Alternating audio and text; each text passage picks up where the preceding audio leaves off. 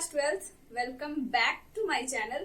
तो आज की क्लास में हम सभी जो टॉपिक को समझने वाले हैं, ये टॉपिक हमारा बहुत ही इम्पोर्टेंट टॉपिक है एंड ये हमारा एडमिशन ऑफ पार्टनरशिप है, जो कि कई सारे बुक्स में ये चैप्टर नंबर 3 है, एडमिशन ऑफ पार्टनरशिप। ठीक है, तो आज हम सभी यही समझने वाले हैं, admission of a partner. Okay, admission of a partner ये जो चैप्टर है वो बहुत ही मोस्ट इम्पोर्टेंट चैप्टर है।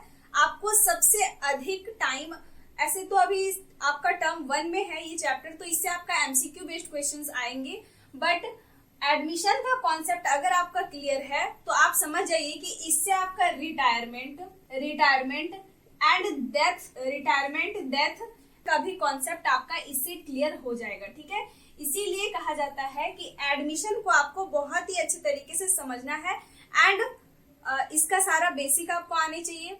इसमें जितने भी शॉर्ट क्वेश्चन है जिनका एमसीक्यू बन सकता है, वे सारे क्वेश्चंस आप प्रैक्टिस करेंगे बहुत ज्यादा मात्रा में, ताकि आपका इससे आने वाला सारा एमसीक्यू बहुत ही अच्छे तरीके से क्लियर हो जाए। एंड सबसे ज्यादा मैटर करता है वो है आपका सेल्फ स्टडी, कि आप बुक कितना स्टडी करते हो। ओके, एंड उसके बाद जो इसमें हम कौन कौन सा टॉपिक को समझेंगे, तो सबसे पहले इसमें जो हमें समझना है वो है न्यू रेशियो का कैलकुलेशन। क्या? न्यू रेशियो का calculation of new ratio. Okay, तो अब आप बोलेंगे कि जैसे कि हम चेंज इन पीएसआर जो हम चैप्टर पढ़े थे, उसमें हम सभी ने जो जिस तरीके से सैक्रिफाइसिंग एंड गेनिंग रेशियो प्राप्त मिला था हमें, sacrificing and gaining ratio, and वहां पे old ratio and new ratio दिए हुए रहते थे, गिवन रहते थे, एंड देन हमें सैक्रिफाइसिंग एंड गेनिंग पता करना होता था, है ना।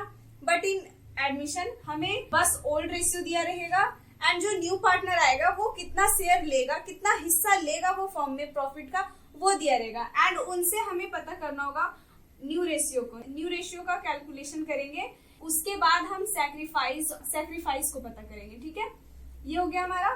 देन हम गुडविल का कैलकुलेशन करेंगे। ठीक है, वैल्यूएशन ऑफ गुडविल का कैलकुलेशन करेंगे एंड ट्रीटमेंट्स ऑफ गुडविल, ये सारे हमारे। ठीक है, देन उसके बाद जो हम पढ़ेंगे वो है एक्यूमुलेटेड, क्योंकि न्यू पार्टनर आएगा तो वो भी तो रिकंस्टिट्यूशन ऑफ फर्म ही हुआ ना, एक्यूमुलेटेड प्रॉफिट एंड लॉस। ठीक है, रिकंस्टिट्यूशन का मतलब क्या है? And reserves. ओके, तो रिकंस्टिट्यूशन का मतलब क्या होता है?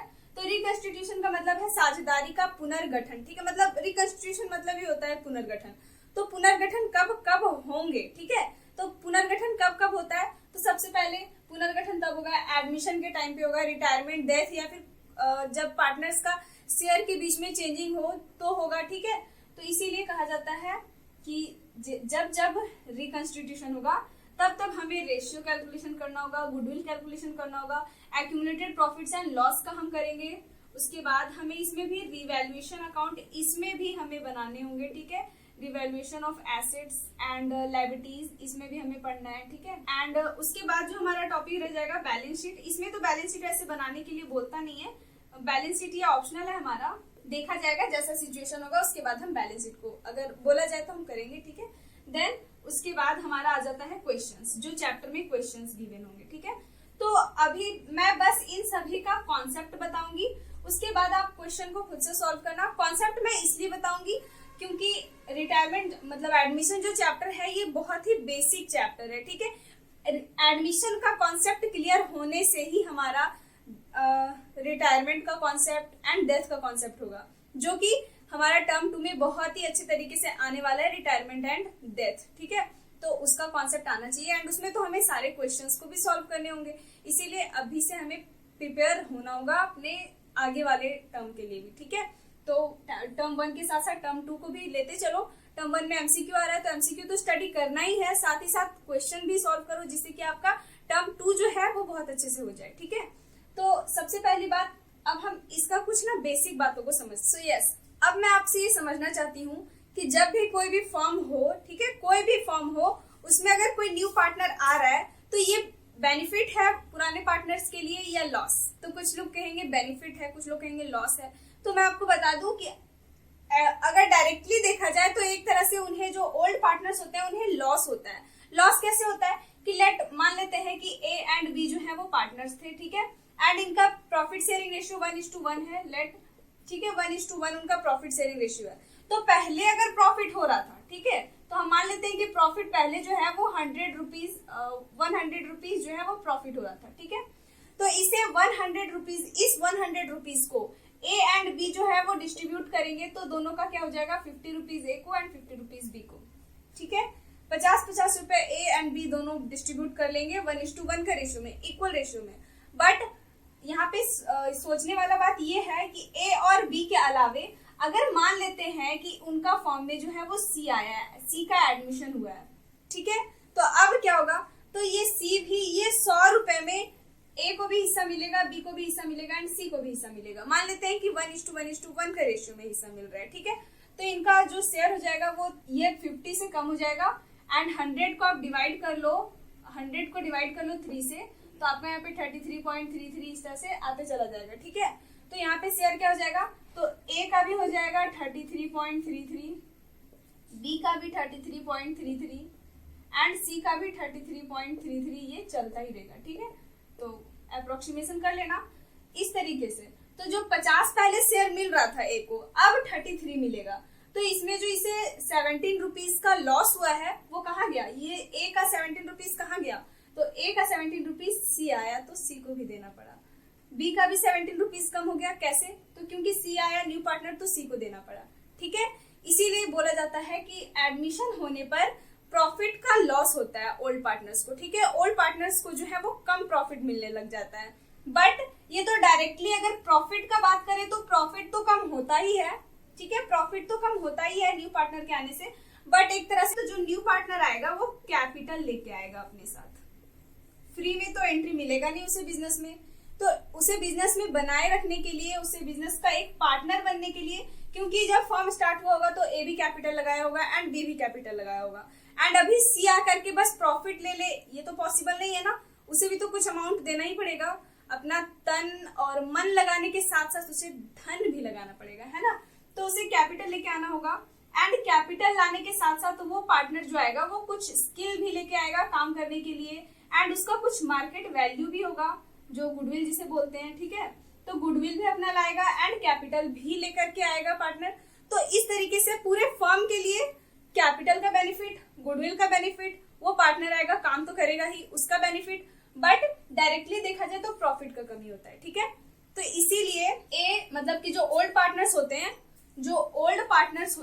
ओल्ड पार्टनर्स, इन्हें सैक्रिफाइस करना पड़ता है। एंड ये कितना शेयर सैक्रिफाइस करते हैं, तो जब हम क्वेश्चन को सॉल्व करेंगे तो उसमें हमारा ओल्ड रेशियो दिया रहेगा, मतलब ओल्ड शेयर दिया रहेगा पार्टनर्स का, ओल्ड पार्टनर्स का ओल्ड शेयर, एंड जो न्यू पार्टनर रहेगा वो कितना शेयर लेगा वो दिया रहेगा। ठीक है, new partner share, okay, new partner का शेयर वहां पे हमें गिवन होगा क्वेश्चन में। तो हमें इसे समझना होगा कि क्वेश्चन जो है ना वो थोड़ा अलग अलग केसेस के टाइप, अलग अलग केसेस में आएंगे। ठीक है, तो हम उन्हें भी समझेंगे। आई होप कि आपको समझ में आ रहा है कि जब भी कोई पार्टनर का एडमिशन होता है तो पुराने पार्टनर को अपना कुछ हिस्सों का त्याग करना पड़ता है। पहले 50 मिल रहा था और अब 33 मिल रहा है, त्याग करना पड़ा ना, हुआ ना लॉस। तो इसी का कैलकुलेशन हम समझेंगे कि ओल्ड पार्टनर्स जो है वो कितना शेयर को अपना त्याग करते हैं, कितना शेयर उनका सैक्रिफाइस करना पड़ता है उन्हें। ठीक है, एंड अगर न्यू पार्टनर आ रहा है तो वो कितना शेयर लेके आ रहा है, मतलब वो कितना शेयर अमाउंट गुडविल ला रहा है, कैपिटल ला रहा है, ये सारी बातों को हम जानेंगे। बट फिलहाल आज के क्लास में हम कैलकुलेशन ऑफ न्यू रेशियो पढ़ेंगे। ठीक है, जो आज का हमारा सबसे मेन टॉपिक है वो है calculation of new ratio. Okay, तो अब मैं बोर्ड को क्लीन कर देती हूँ, अब हम न्यू टॉपिक की ओर बढ़ते हैं। हम समझने वाले हैं calculation of new ratio. Okay, मतलब जब न्यू पार्टनर आएगा तो हमें न्यू रेशियो का कैलकुलेशन करना होगा ना, कि न्यू रेशियो कितना हो जाएगा। तो अभी हम समझने वाले हैं calculation of new ratio. And calculation of new ratio समझने के लिए हम 4 टाइप का क्वेश्चंस को समझेंगे, 4 टाइप का केस को समझेंगे। ठीक है, एंड ये 4 टाइप का केस क्या है तो हम सभी अभी समझेंगे।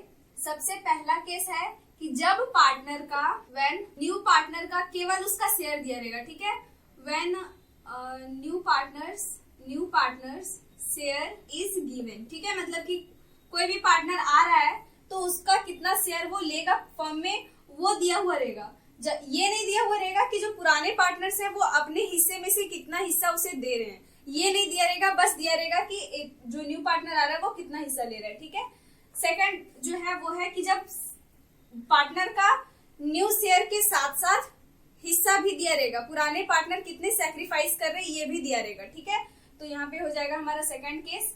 When new partners share and old partners sacrifice is given. कोई पार्टनर कितना सेक्रीफाइस कर रहा है, सेक्रीफाइस शेयर वो भी दिया रहेगा, ठीक है। देन सेकंड पॉइंट, मतलब ये तो हमारा केस 1 है, ठीक है, इट इज केस 1। ये हमारा केस 2 है एंड ये हमारा केस 3 हो जाएगा। एंड इसमें हमारा क्या हो जाएगा, तो इसमें दिया हुआ रहेगा कि जब जो न्यू पार्टनर है, जो न्यू पार्टनर आ रहा है, वो न्यू पार्टनर क्या कर रहा है, तो किसी एक पार्टनर से ही अपना पूरा हिस्सा ले रहा है, ठीक है, बाकी दूसरे पार्टनर को नहीं कर रहा है। इसे भी हम क्वेश्चन के थ्रू समझेंगे। तो हमारा जो नेक्स्ट बन सकता है केस, वो होगा आपका when new partner takes his or her whole share by any one partner, okay, मतलब वो एक ही कोई पार्टनर से हिस्सा जो है वो ले रहा है, ठीक है। देन इतना सारा ऐसा केस हो सकता है कि जो न्यू पार्टनर आया वो उसका बस शेयर दिया रहेगा एंड ओल्ड पार्टनर्स का ओल्ड शेयर दिया रहेगा, ठीक है। देन केस 2 में हो सकता है कि ओल्ड पार्टनर का ओल्ड शेयर भी दिया रहेगा और पार्टनर कितने सेक्रीफाइस कर रहे हैं ये भी गिवन होगा एंड पार्टनर और जो न्यू पार्टनर आ रहा है उसका शेयर भी दिया रहेगा, ठीक है। एंड एक केस ऐसा हो सकता है जिसमें पार्टनर जो न्यू पार्टनर है वो कितना हिस्सा ले रहा है वो दिया रहेगा एंड किस पार्टनर से ले रहा है, किसी एक ही पर्टिकुलर पार्टनर से वो लेगा। अगर दो पार्टनर है ए एंड बी तो दोनों से वो नहीं ले रहा है, जब एक ही पार्टनर से ले रहा है, ऐसा भी केस हो सकता है, ठीक है। देन आपका आ जाता है केस नंबर 4। इसमें क्या होगा, तो इसमें जो है ना आपको न्यू पार्टनर का शेयर दिया हुआ ही नहीं रहेगा कि न्यू पार्टनर कितना ले रहा है, बट ओल्ड पार्टनर का old share and sacrifice share given होगा, ठीक है। तो यहाँ पे आपको लिख देना है when new partners share is not given. New partner का शेयर नहीं दिया हुआ रहेगा बट ओल्ड पार्टनर का सेक्रीफाइस शेयर जो है वो दिया रहेगा, ठीक है। Old partners sacrifice share is given, ठीक है। तो सेक्रीफाइस जितना करेगा उसी को ना सेक्रीफाइस करा, जैसे कि अभी मैंने आपको क्वेश्चन बताया कि ए बी और सी था, तो पहले ए को 50 मिल रहा था, बी को 50 मिल रहा था, सी पहले था ही नहीं, तो सी को आने के बाद सी को भी हिस्सा देना पड़ा। तो 100 में से जो डिवाइड किए तो आया कितना 33.33 शेयर, ठीक है। तो अब ए को भी 33.33 शेयर मिलेगा एंड बी को भी 33.33 शेयर मिलेगा, ठीक है। तो बी को ए को पहले 50 मिल रहा था, अब 33.33 मिल रहा है, तो 17 रुपया जो ए का घाटा हुआ वो कहाँ गया, वो सी के पास गया। बी का 17 रुपया जो घाटा हुआ वो कहाँ गया, सी के पास गया, ठीक है। तो वही यहाँ पे है कि ए जो है मतलब जो न्यू पार्टनर है वो कितना ले रहा है, कितना शेयर वो नहीं पता रहेगा, बट कितना सेक्रीफाइस कर रहे हैं पुराने पार्टनर्स ये पता है। तो जो जितना पुराने पार्टनर सेक्रीफाइस कर रहे हैं उसी को ना मिला देंगे, तब हमें पता चलेगा कि न्यू पार्टनर क्या ले रहा है, ठीक है। इसलिए कंफ्यूज मत हो जाना। केस 1, 2, 3 एंड 4 सभी केसेस का क्वेश्चंस को हम सॉल्व करेंगे एंड ही बहुत अच्छे तरीके से समझेंगे, ठीक है। तो आप जल्दी से इसका अगर आपको नोट करना है तो कर लो, अभी हम सभी क्वेश्चन को समझेंगे।